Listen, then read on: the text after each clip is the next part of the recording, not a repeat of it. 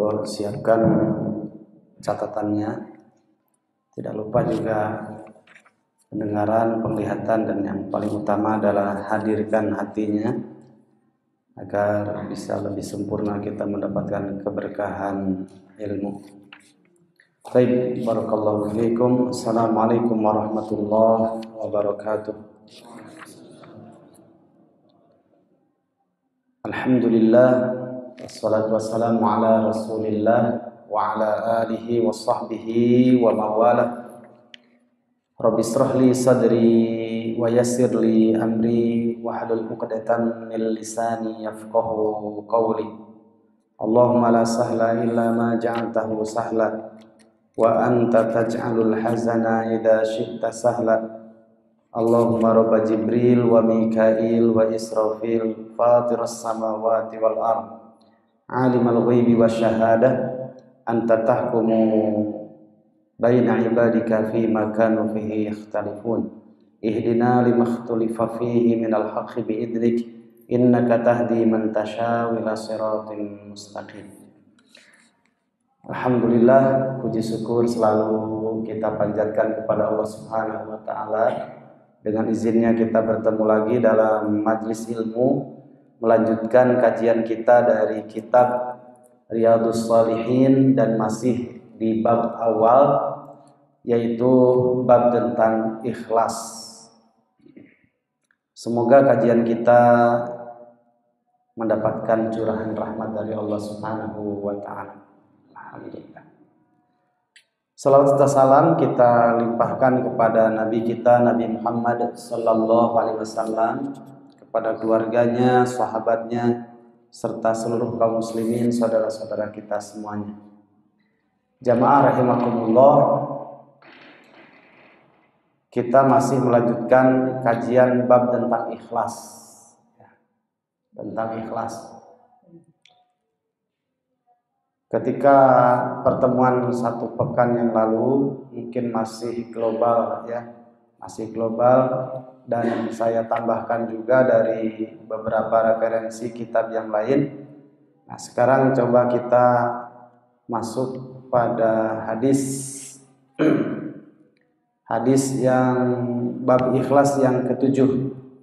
Kalau bawa kitabnya, di situ ada hadis yang ketujuh dari kitab Riyadhus Shalihin. Saya bacakan dulu.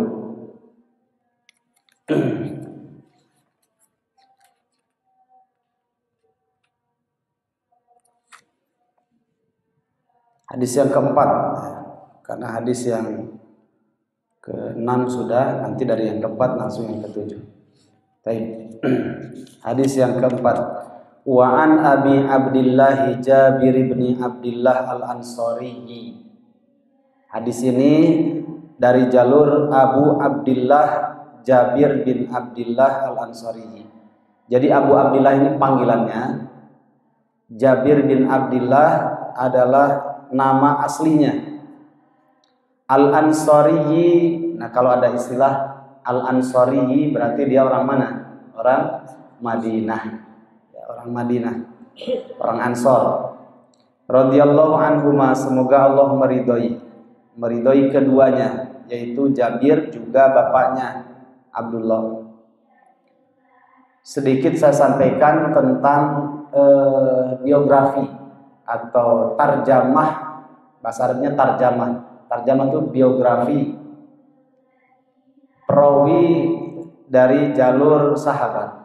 Ya, supaya kita lebih sedikit mengenal tentang sosok sahabat dan kita bisa mengambil faedah dari sejarahnya, meskipun tidak saya kisahkan secara lengkap ya, dari poin-poin pentingnya saja. Jabir bin Abdillah ini termasuk sigharus sahabah ya. Jadi dalam istilah hadis itu ada kibarus sahabah, ada sigharus sahabah. Ada sigharus sahabah. Kalau istilah sighar artinya apa? Shaghir, sighar, kecil. Maksudnya junior ya. As-sahabah. sahabat yang junior, artinya kesempatan bersama Nabi itu sebentar. Ya. Ada yang kedua, jadi supaya tidak kaget kalau kita baca buku, atau mendengar kajian di mana gitu, ada istilah dalam mustalahul hadis itu ada istilah begini, nggak kaget. Ya. Sedikitnya kita ada gambaran. Yang kedua, ada kibarus sahabah. Kibar itu apa artinya? Besar, ya. Berarti apa? Senior sahabat. Nah, beliau Jabir bin Abdullah ini termasuk sighorus sahabat. Definisi sahabat sudah tahu kan? Apa itu? Coba ulangi lagi. Udah pernah itu? Ayo, jangan senyum, jawab. Masih ingat? Beriman kepada Nabi, kemudian pernah bertemu dengan Nabi meskipun satu detik saja gitu. Kemudian meninggal di atas keimanan. Itu yang namanya sahabat. Baik, kita kembali kepada tarjamah. Tarjamah itu biografi sahabat yang meriwayatkan hadis yang akan kita pelajari.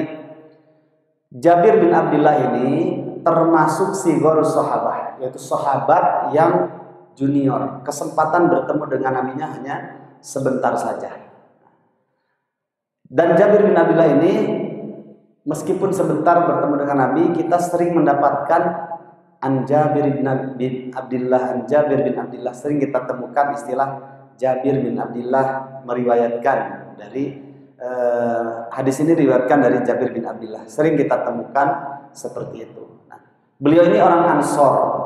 Ansor ini istilah juga menisbahkan al-Ansoriyi. Ya, Jabir bin Abdullah orang Ansor. Disebut Ansor karena Allah yang ngasih nama istilah Ansor itu. Orang-orang Madinah, geografisnya kan di sana dingin, dan orang Madinah itu suka menolong. Karena banyak orang yang hijrah dari negara yang lain, diantaranya ketika itu banyak sahabat muhajirin yang hijrah dari Makkah ke Madinah, ya, dari Makkah ke Madinah. Nah, kemudian Rasulullah SAW mempersahabatkan antara orang Makkah muhajirin dengan orang-orang Madinah, disebut orang Ansor karena Ansor ini dari istilah Nasoro yansuru, artinya menolong. Ansor berarti orang-orang yang suka menolong orang-orang yang hijrah dari Makkah ke Madinah. Siapa yang ngasih label positif, label yang sangat mulia Ansor itu? Allah SWT. Di mana? Di dalam banyak ayat, diantaranya surat At-Taubah ayat yang ke-100. Nah, nanti bisa dicek di situ ada kalimat was-sabiqunal awwaluna minal muhajirin wal ansor.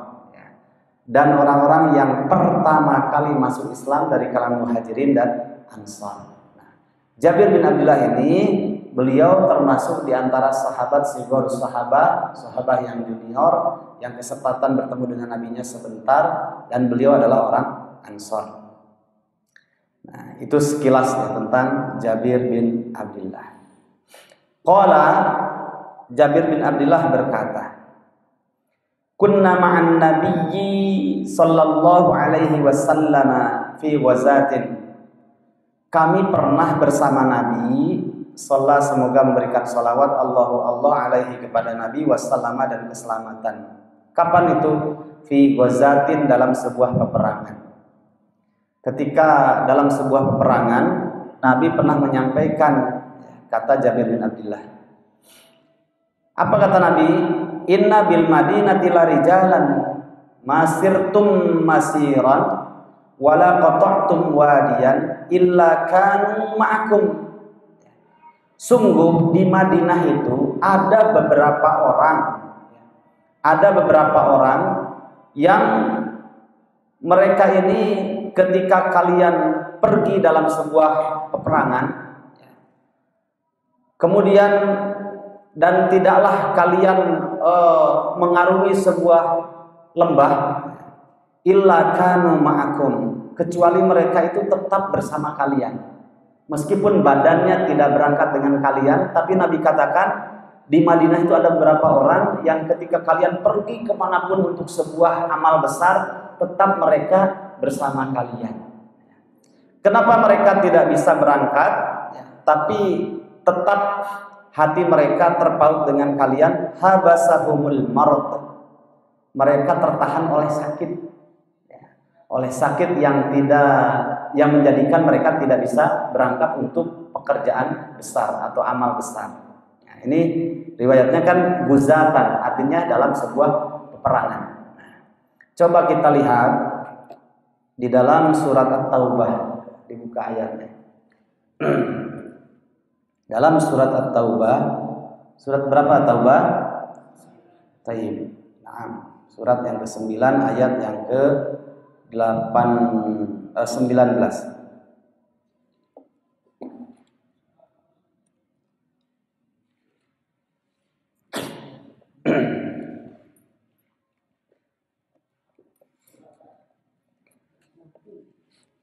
Karena ini riwayatnya dalam ketika perang. Sudah ketemu?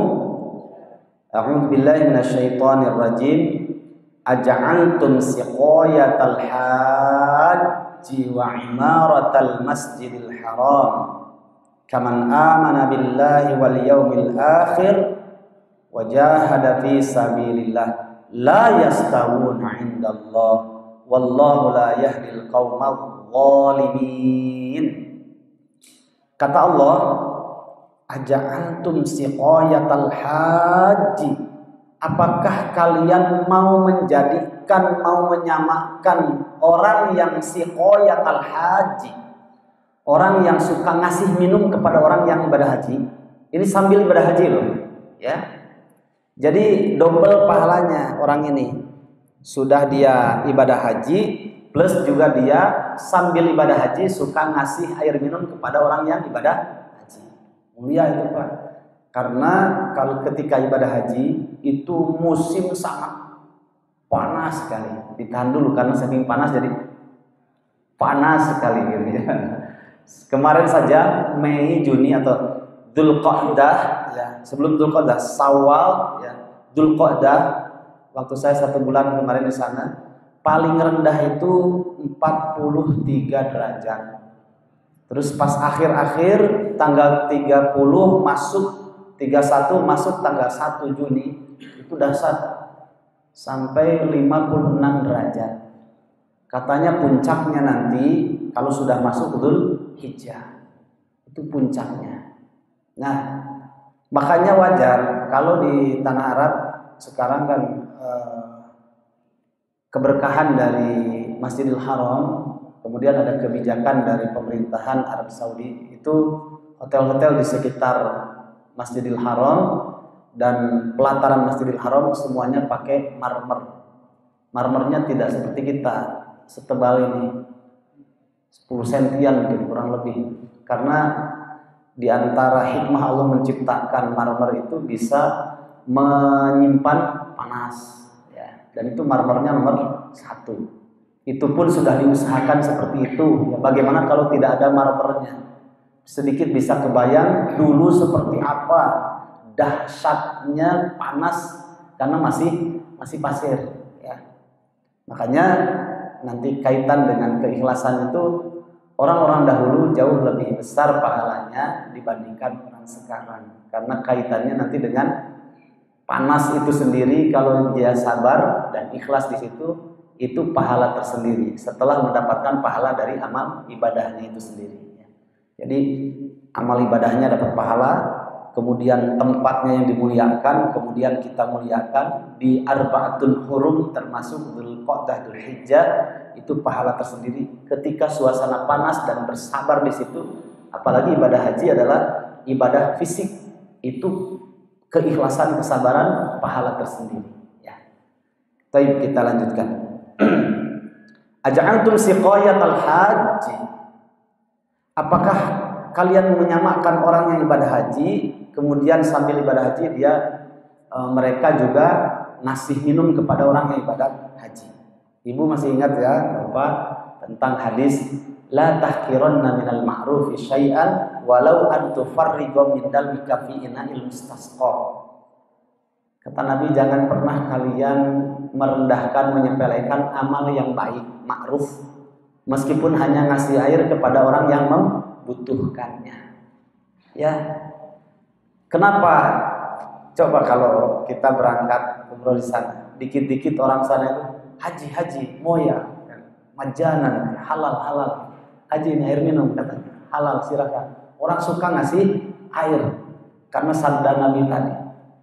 Sampai-sampai ada bab khusus dalam hadis itu tentang air. Ya. Nanti kaitan dengan keikhlasan juga ada hadis Nabi berdoa begini. Allahumma inni as'aluka hubbaka ahabbu ilayya min nafsi wa ahli wa mali wa minal ma'il barid. 4 kalimat disebutkan. Ya Allah, jadikanlah kecintaanku kepada Engkau ya Allah jauh lebih aku cintai daripada cintaku kepada diriku, daripada cintaku kepada keluargaku, daripada cintaku kepada hartaku, dan yang keempat daripada cintaku terhadap air yang sangat dingin. Ya. Orang beli rumah yang dipikirkan itu apa?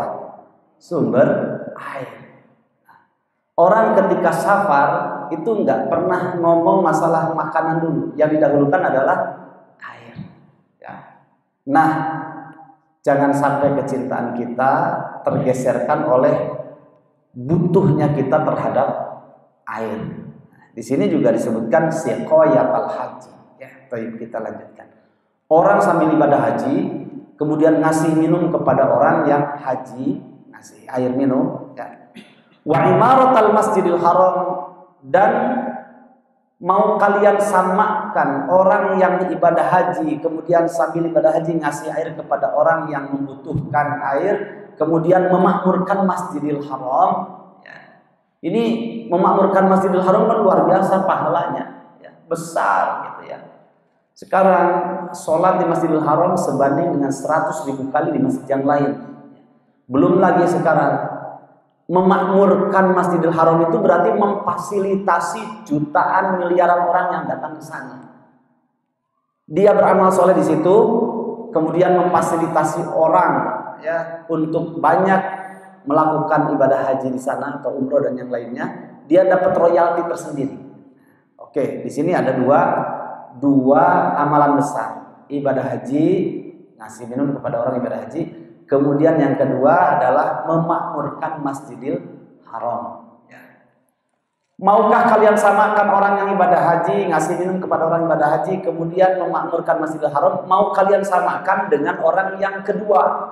Apa itu? Satu, dilihat di situ. Kaman amana billahi, disamakan pahalanya dengan orang yang beriman kepada Allah. Yang kedua wal yaumil akhir. Yang ketiga wajahada fi sabilillah, dan berjihad di jalan Allah. La yastawuna indallah, tidak sama pahalanya antara orang yang ibadah haji kemudian memakmurkan Masjidil Haram, padahal itu pahalanya besar, dengan orang yang beriman kepada Allah, beriman kepada hari akhir, dan berjihad fi sabilillah. Ini tidak sama. La yastawuna indallah. Kemudian mana yang paling besar di antara dua amal besar ini? Dilihat lanjutannya. Wallahu la yahdil qaumadz zalimin. Allah tidak akan memberikan petunjuk kepada kaum yang zalim. Ayat 20-nya. Alladzina amanu, orang-orang yang beriman, wahajaru, dan berhijrah, wajahadu, dan berjihad fi sabilillah, di jalan Allah, bi amwalihim, dengan harta mereka, wa anfusihim, dan jiwa mereka, a'dhamu darajatan indallah, itu jauh lebih besar derajatnya di sisi Allah dibandingkan orang yang ibadah haji memakmurkan Masjidil Haram. Wa ulaika humul faizun, dan mereka ini adalah orang-orang yang mendapatkan keberuntungan. Nah, jamaah rahimakumullah, berarti ya, jihad fisabilillah itu jauh lebih tinggi derajatnya dibandingkan amal-amal soleh yang lainnya, termasuk orang yang ibadah haji sambil ngasih air minum kepada orang yang ibadah haji, termasuk orang yang memakmurkan Masjidil Haram. Itu pahalanya di bawah. Yang paling tinggi adalah beriman kepada Allah, kemudian hari akhir, dan ada kalimat itu, jihad fisabilillah. Ya. Nah, jamaah rahimakumullah, ini ketika perang Jihad di sini adalah jihad itu kan ada dua, ya. Sedangkan yang diriwayatkan oleh Jabir bin Abdullah di sini adalah jihad model yang kedua. Jihad itu ada dua. Satu ada jihad bil Quran. Jihad bil Quran ini adalah dakwah, ya. Dakwah, ngajak orang supaya mendapatkan hidayah. Dakwah lah secara umum, ya, amar ma'ruf nahi munkar, ngurus masjid, kemudian fasilitas orang supaya bisa ibadah di masjid dan yang lainnya. Dakwah, ya, yang bersifat umum. Ada yang kedua adalah yang disebut dengan al-qital. Jihad yang bersifat fisik, ya, seperti yang terjadi di Badar, di Uhud dulu, kemudian perang dengan orang Romawi, perang dengan orang-orang kafir, ya, termasuk yang sekarang seperti di Palestina, ya, menghadapi siapa? Zionis Israel, ya, Zionis Yahudi. Kemudian juga termasuk yang di Suriah, kaum muslimin menghadapi orang-orang Syiah kafir Nusairiyah, Syiah ekstrim yang dibantu oleh China komunis dan yang lainnya. Nah, itu jauh lebih besar pahalanya berdasarkan dua ayat ini. Meskipun nanti ada keterangan lagi, ya, tapi dalam pembahasan yang lain. Ada pembahasan lagi di sini dikatakan a'dhamu darajatan indallah. Lebih tinggi derajatnya dibandingkan haji dan memakmurkan Masjidil Haram. Meskipun nanti ada dua lagi, Pak, ya, keterangan nanti kapan-kapan dalam penjelasan. Amal yang paling utama, ya, ini keterangan pertama. Amal yang paling afdol, amal yang paling utama dibandingkan amal-amal ibadah yang lainnya, itu tidak ada yang bisa melebihi jihad fisabilillah, ya. Tapi ada yang kedua, jangan salah. Yang kedua, amal yang paling afdol kaitan dengan waktu itu relatif. Maka amal yang paling afdol, paling utama kaitan dengan waktu itu bukan jihad fisabilillah. Ya, harus dipahami. Kalau jihad fisabilillah itu amalan di antara amalan-amalan yang ada, derajat amalan-amalan yang ada itu paling tinggi jihad fisabilillah. Tapi kalau amalan yang paling utama, paling afdol, paling bagus, paling tinggi derajatnya kaitan dengan waktu itu relatif, ya, bukan jihad fisabilillah. Nah, kenapa? Karena umat Islam ini heterogen. Umat Islam ini pekerjaannya nggak sama-sama dalam satu waktu. Contoh, ya, kita sekarang jam segini nih, jam 8:10, kita yang di sini amal yang paling afdol bagi kita apa? Tholabul ilmi, ya. Tapi mungkin saudara kita, bibi kita, uak kita, atau anak kita yang tempat yang lain, kaum muslimin tempat yang lain, di waktu yang bersamaan ada yang kehadiran tamu. Maka yang paling afdol bukan apa? Bukan tholabul ilmi, tapi apa? Melaksanakan hadis man kana yu'minu billahi wal yaumil akhir falyukrim dhaifah. Amal yang paling afdol bagi saudara kita yang di rumahnya kedatangan tamu adalah memakmurkan tamunya. Siapa yang beriman kepada Allah dan hari akhir, hendaklah dia memuliakan tamunya. Atau mungkin dalam waktu bersamaan kita tholabul ilmi amal yang paling afdol kaitan dengan waktu. Tapi dalam waktu yang bersamaan saudara kita di tempat yang lain sedang terkena banjir, maka amal yang paling afdol bagi mereka adalah menyelamatkan diri. Nah, begitu. Ya, baik. Paham tuh? Kita lanjutkan. Jamaah rahimakumullah, karena di sini ada kalimat dalam hadis guzatan. Kalimatnya adalah riwayat dari Jabir bin Abdullah bahwa kami pernah bersama Nabi dalam sebuah peperangan. Di sini yang dimaksud adalah perang, bukan perang yang bersifat dakwah, ya, tapi perang yang bersifat fisik, ya. Perang yang bersifat fisik. Jadi lagi berkecamuknya perang pun Nabi masih meriwayatkan hadis dan diriwayatkan oleh Jabir bin Abdullah. Apa kata Nabi?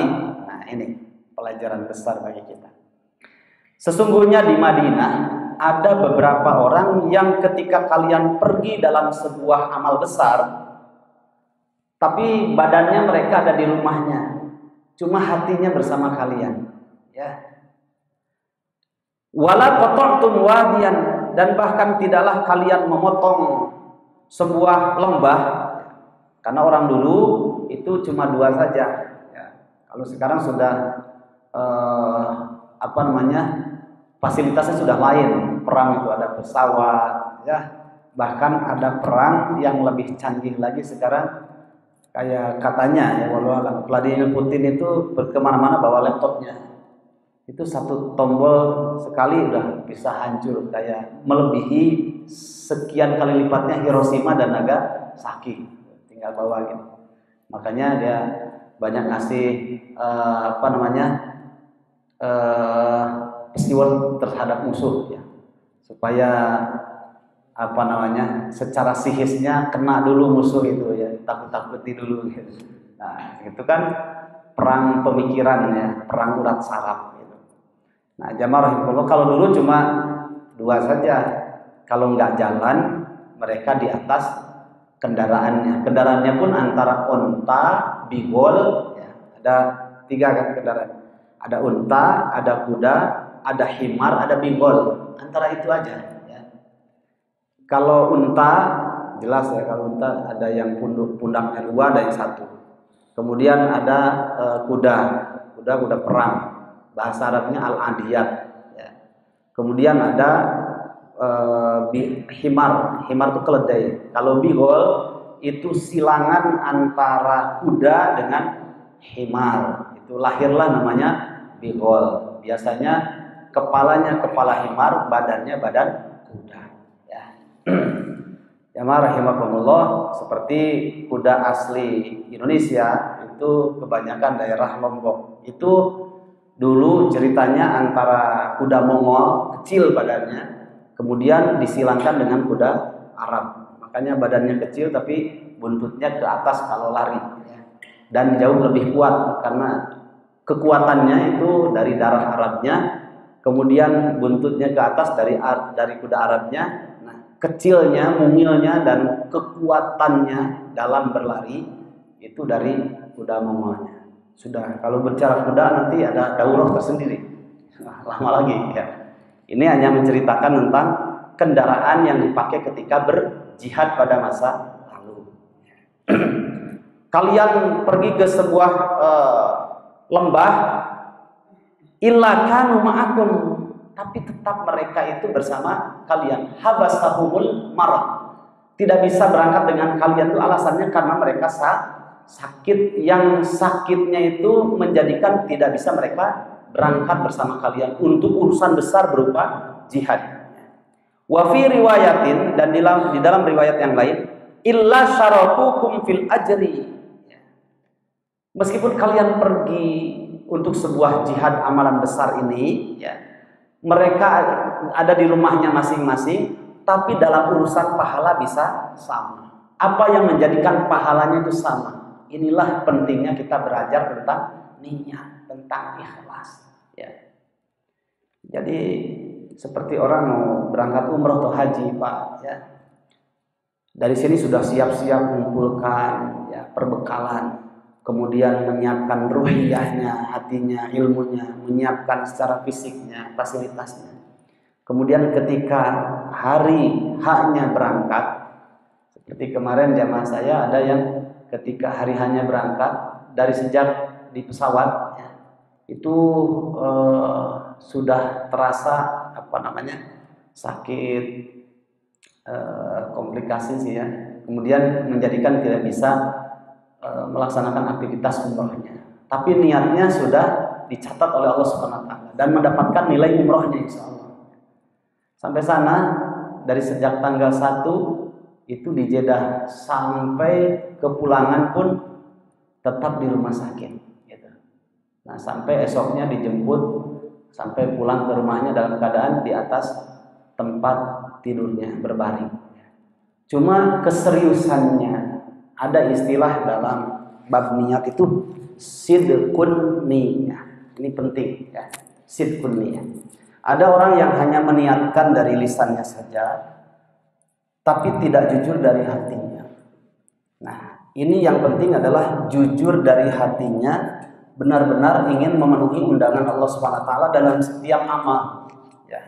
Terbukti dari apa? Meskipun dalam keadaan sakit tetap berusaha bagaimana supaya ikhtiarnya ini maksimal apapun yang terjadi. Nah, ini namanya sidqun niyah. Sidqun itu jujur. Niat itu adalah amalan pekerjaan hati, niat. Jadi jujur niatnya dalam beribadah. Kan ada yang begini, ayo ngaos ya, jadwal pengaosan omongan ti payun. Ada dalam lisan saja, tapi hatinya biasa. Tidak menghadirkan keseriusan. Bahkan ada sebagiannya yang menjual lalap insya Allah. Ini jadi lalap ini. Nah, padahal insya Allahnya orang yang mukmin itu 95% berangkat. 5%-nya itu asbab ya, yang menjadikan tidak berangkat misalkan. Tapi kalau sidqun niyah, jujur niatnya, mangga tipayun. Insya Allah abdi sekedap direse, abdi nyusul ka ditu. Itu hati itu bulat 95% itu memang ingin berangkat. Ya. Dalam sebuah riwayat, kalau perang yang sangat menguji pada zaman Nabi itu perang Tabuk. Ya, salah satunya. Sehingga jaish ataupun tentaranya dikatakan jaisul usrah. Jaisul usrah. Jaisul usrah. Usrah ini dari inna ma'al usri yusran. Banyak kesusahannya, tentara yang banyak ujian kesulitannya. Kenapa? Ketika Tabuk jumlah musuh jauh lebih banyak. 1. Padahal sampai 1 banding 10 sampai 20 orang. Nah, kemudian ditambah lagi pada masa-masa paceklik. Kemudian yang ketiga, faslus shaif, ketika masa musim panas. Karena di sana cuma ada 2 musim ya. Ila fi Quraisyin ila fihim rihlatas syita'i was shaif. Masa syita, masa dingin, shaif musim panas. Ini pada musim panas. Ketika paceklik lagi susah, berangkat ke Tabuk. Ketika pada masa berangkat ke Tabuk ini ada sepenggal riwayat yang ini tidak terlalu monumental, riwayat ini di pojokan riwayatnya. Ada seorang sahabat ketika Nabi Muhammad SAW memberikan memobilisasi massa untuk berangkat mengambil kapling surganya dengan jihad Tabuk. Kemudian sampai Abu Bakar As-Siddiq radhiyallahu an, beliau menyerahkan seluruh hartanya. Sampai Nabi berkata, "Ma tarakta li ahlika." Wahai Abu Bakar, apa yang engkau tinggalkan untuk keluargamu? Kata Abu Bakar, "Astaghfirullah alladzi la tadi'u wada'uhu." Ya Rasulullah, saya titipkan seluruh keluargaku kepada Allah Subhanahu wa taala, barang zat yang tidak akan menyia-nyiakan barang titipannya. Ini derajat imannya sudah nggak ada yang melebihi lah ya. Seluruh hartanya diserahkan, nggak kepikir untuk keluarga seperti apa, sudah dipasrahkan kepada Allah, pasti dapat jaminan dari Allah. Umar bin Khattab itu kuda perangnya saja yang diserahkan 200 ekor kuda perang. Dalam bahasa Arab ada istilah hison. Hison ini kuda secara umum, kuda yang bodoh, yang galak, yang kecil, misal hison namanya. Ada namanya dalam Al-Quran kuda pilihan. Nanti bisa dicek dalam surat An-Nahl ya, ayat yang ke-8, wal khayla wal bighala wal hamira. Istilahnya khayl, kuda pilihan. Dalam surat Ali Imran ayat 14 juga ada al-khayl al-musawwamah, kuda pilihan, bukan hison. Tapi kuda perang lain lagi. Kuda perang itu namanya al-adiyat. Jadi sebuah surat kan, wal adiyati dhabhan wal muriyati qadha. Itu harganya, Pak, ya. Ini kalau nggak ikhlas rugi banget. Itu harganya paling murah kuda perang itu 800 juta. Nah, itu 1 ekor. Sekarang 200 ekor kalikan. Berapa? Sama dengan sa'alaihim. Beres ya? Ya, saking banyaknya gitu. Itu baru kuda perangnya.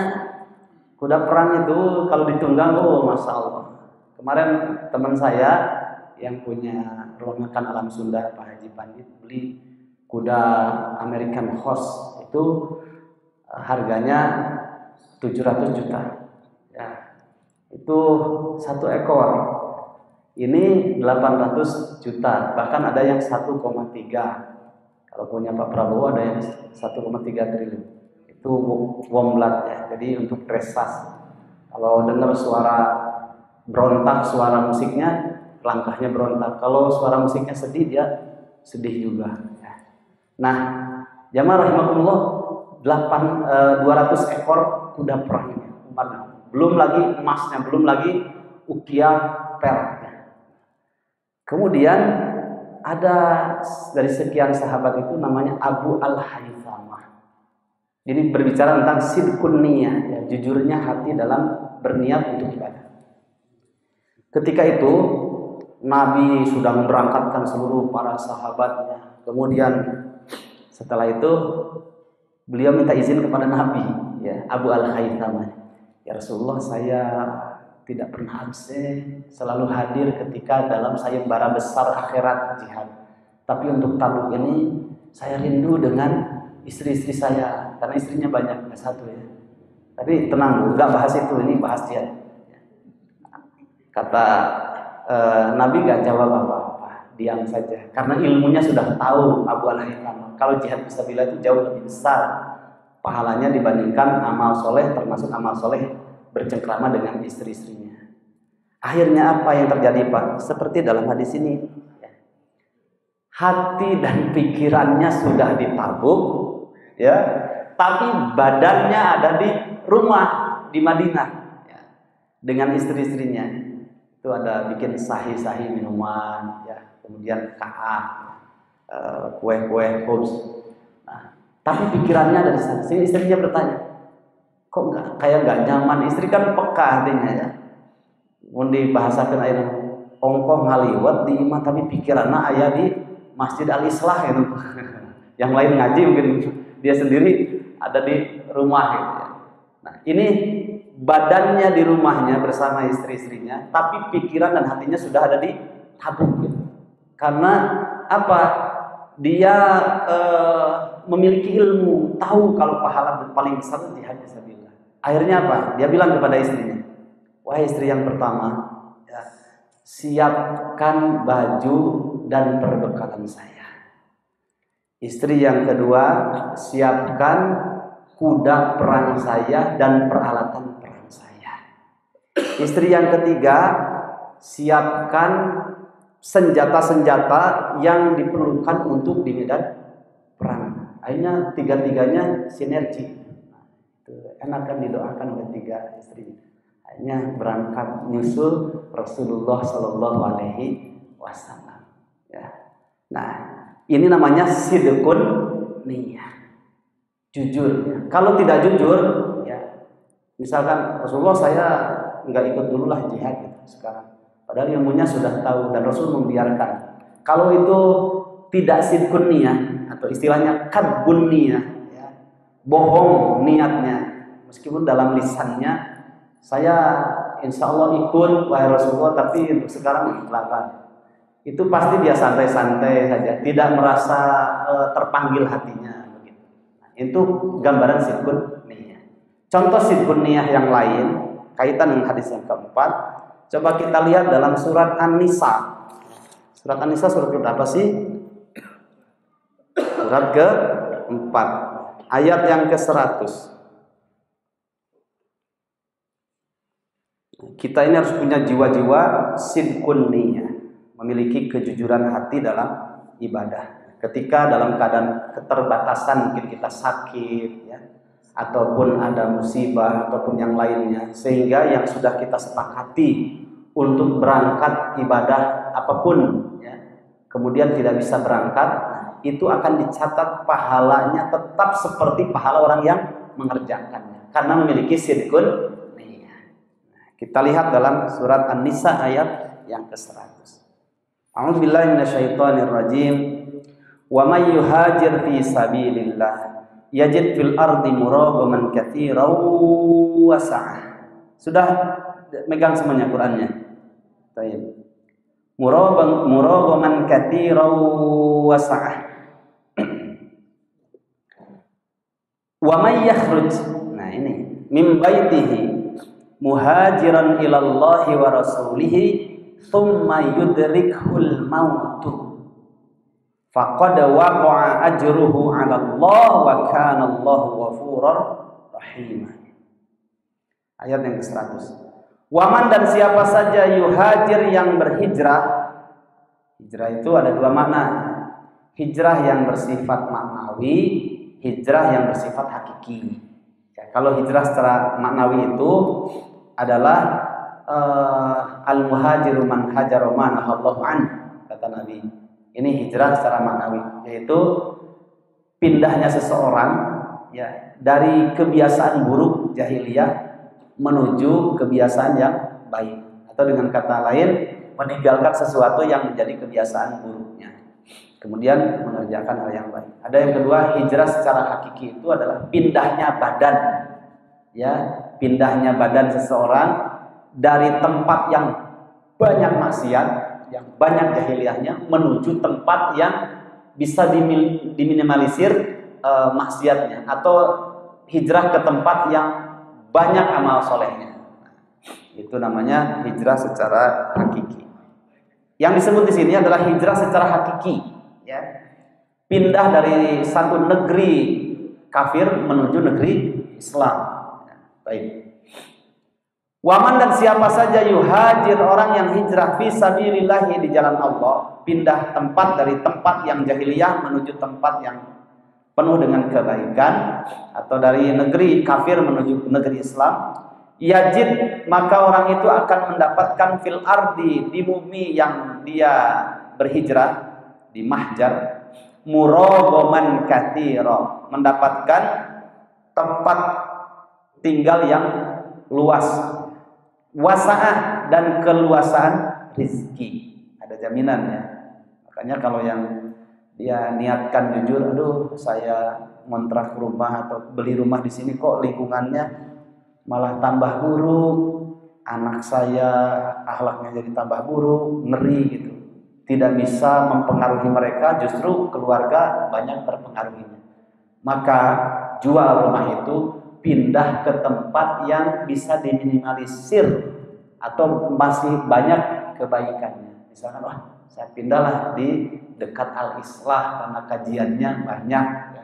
Nah, bukan berarti 100% tidak ada keburukan, tetap saja keburukan itu ada, tapi sedikit ya. Itu namanya hijrah. Wasa'ah, ada jaminan. Kata Nabi kan, boleh bersifat sial itu haram kecuali dalam 3 hal baru boleh. 1, ketika punya istri nggak bisa diajak untuk berpikir masalah akhirat, diluruskan akhlaknya, nggak lurus-lurus juga, sudah ceraikan saja. Ya, kunci rumah masih banyak yang baik, yang bagus.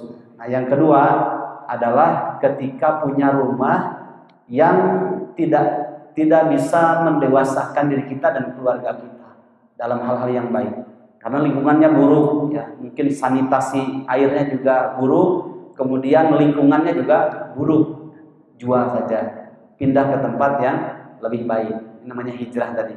Ada yang ketiga, kalau punya kuda, kata Nabi, sudah dididik bodoh terus kuda. Ada Pak, saya pernah didik kuda bodoh terus capek. Sudah, kalau nggak disembelih jual. Gitu. Nah, 3 hal itu boleh bersifat sial, kata Nabi, dalam 3 hal itu. Ya. Kita lanjutkan. Wa may yakhruj min baitihi muhajiran ila Allah. Nah, di sini sidqun niyah tadi penting, ya. Waman dan siapa saja yakhruj yang keluar min baitihi dari rumahnya muhajiran dalam rangka hijrah ilallahi kepada Allah wa rasulihi dan kepada rasulnya, thumma yudrikhul mautu, kemudian ketika masa hijrahnya itu didahului takdir kematian sampai kepada dirinya sebelum sampai ke tempat hijrahnya. Ini ayat historinya atau asbabun nuzulnya kaitan dengan salah seorang sahabat Nabi namanya Damrah bin Jundab radhiyallahu an. Damrah bin Jundab ini termasuk sahabat Nabi, orang Makkah. Beliau sudah tua dan beliau dalam keadaan diuji oleh Allah Subhanahu wa taala sakit. Ketika Rasulullah SAW dan para sahabatnya sudah hijrah dari Makkah ke Madinah, beliau termasuk di antara sekian sahabat yang terhalang untuk tidak bisa berangkat bersama Nabi. Ya. Tapi apa? Sakitnya ini, ya, itu tidak bisa mengalahkan sidqun niyahnya untuk hijrah. Ya. Jadi kejujuran hatinya untuk hijrah mengikuti Nabi ini tidak bisa dikalahkan oleh sakitnya. Nah, tambah hari istafhala marduhu, bertambah kronislah sakitnya beliau. Tapi hati dan pikirannya tadi, ya, yang diliputi dengan keimanan itu sudah ada di Madinah. Maka beliau bismillah berangkat, Pak. Tidak punya apa-apa, ya. Hanya bekal iman saja. Berangkatlah beliau. Kemudian jatuh lagi, bangun lagi, saking ingin hijrahnya menyelamatkan agamanya. Ya. Kemudian berangkat lagi sampai jatuh-jatuhan.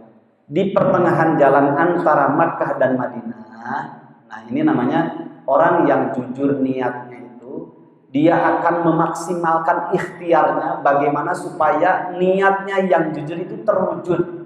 Adapun berhasil dan tidaknya itu bukan urusan manusia, hak prerogatif Allah Subhanahu wa taala hasilnya. Ya.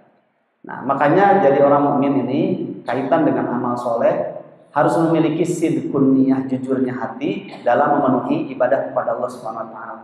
Dengan sekian keterbatasan, jangan pernah bertanya tentang hasil.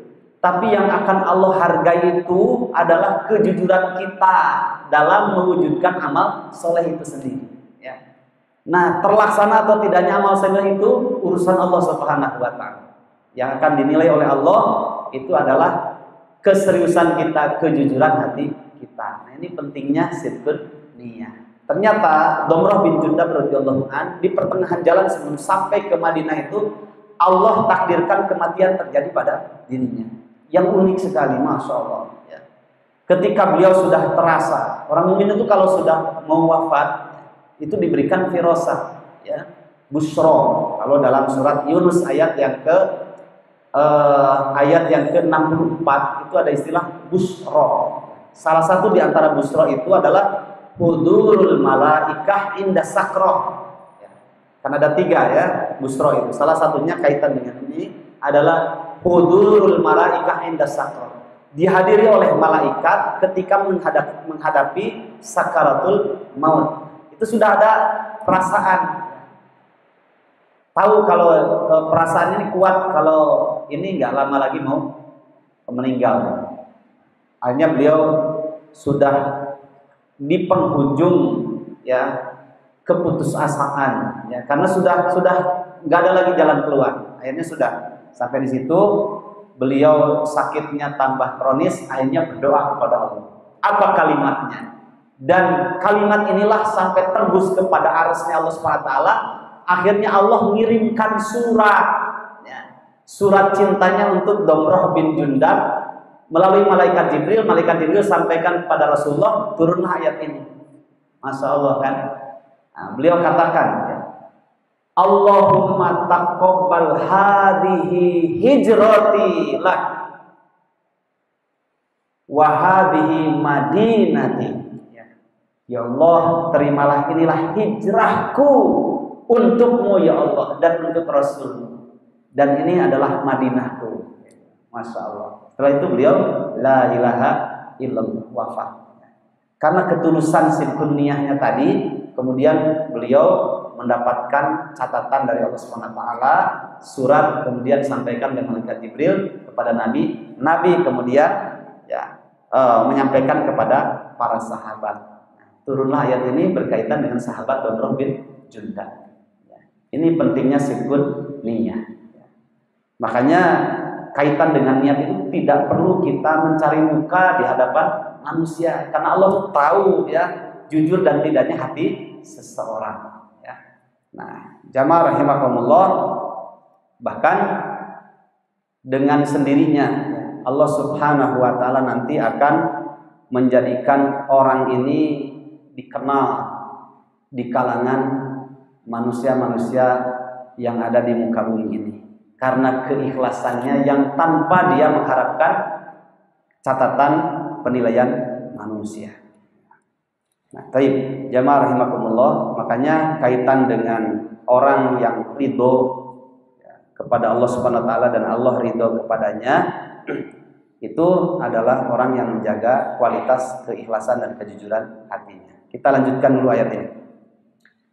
Tsumma yudrikhul mautu, kemudian kematian sampai kepadanya. Nah, setelah itu digarisbawahi, faqad waqa'a ajruhu 'ala Allah. Meskipun badannya tidak sampai ke Madinah, pahala hijrahnya itu utuh.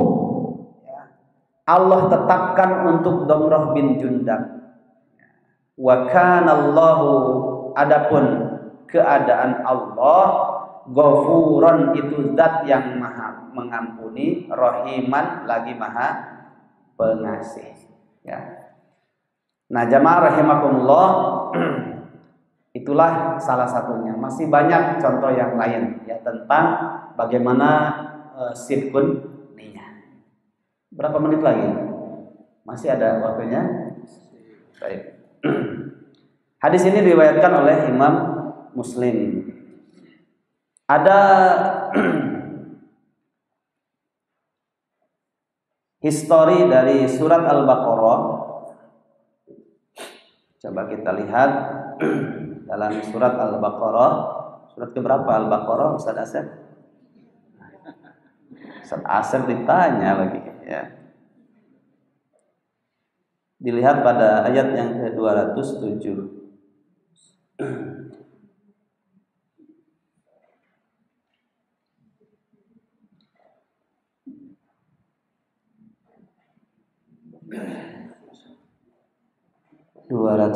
Ya.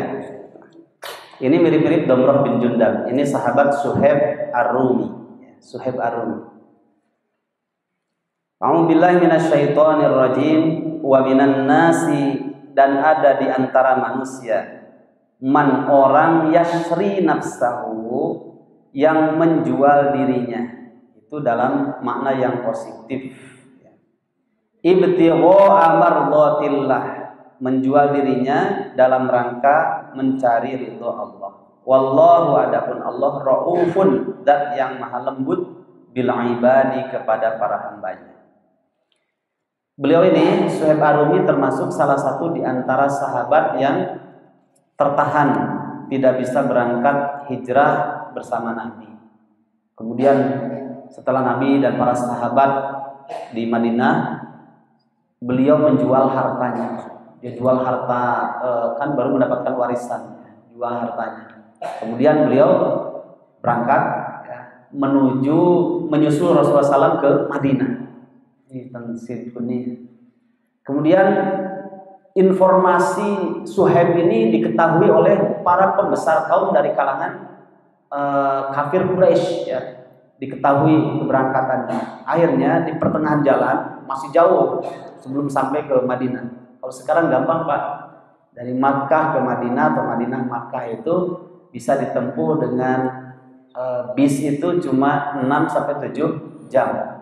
Misalkan kalau mau umroh dari Madinah, ngambil mikot dari Bir Ali atau Bi'ru Ali, itu cuma 6-7 jam ke Mekah. Ada yang terbaru lagi, cuma 1 jam setengah atau 2 jam pakai train kitor, lebih cepat pakai kereta.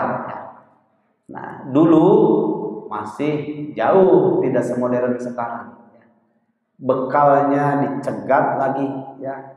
Waktu itu kurang lebih sekitar 300 dirham beliau bawa uang. Dicegat oleh para pembesar kaum dari Quraisy. Wahai Suhaib,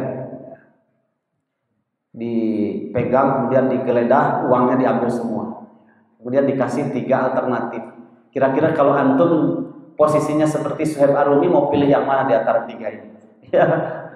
Yang pertama katanya, kalau kamu tetap ingin bertemu dengan si Muhammad orang gila itu, ahli sihir, ahli syair itu, maka uang ini tidak akan saya kembalikan.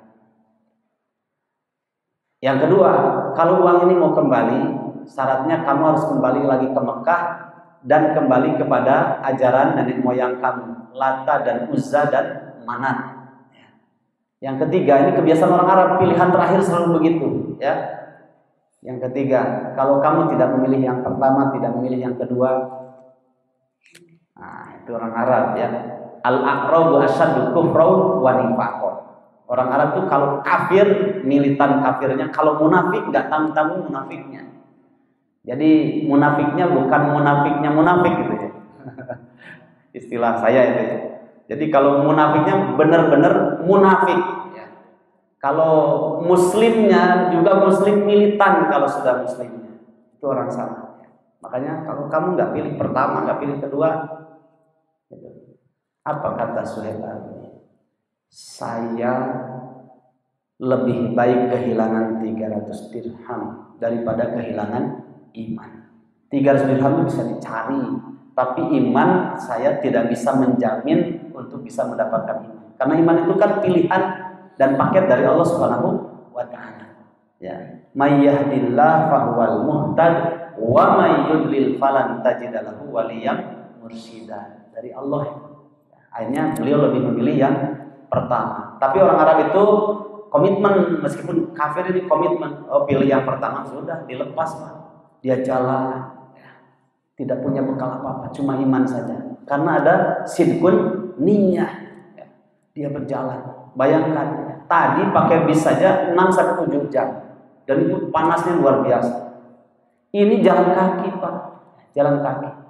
Meskipun dalam riwayat yang lain pernah Rasulullah dan para sahabatnya itu sekitar 2 pekan pakai onta, 2 pekan perjalanan.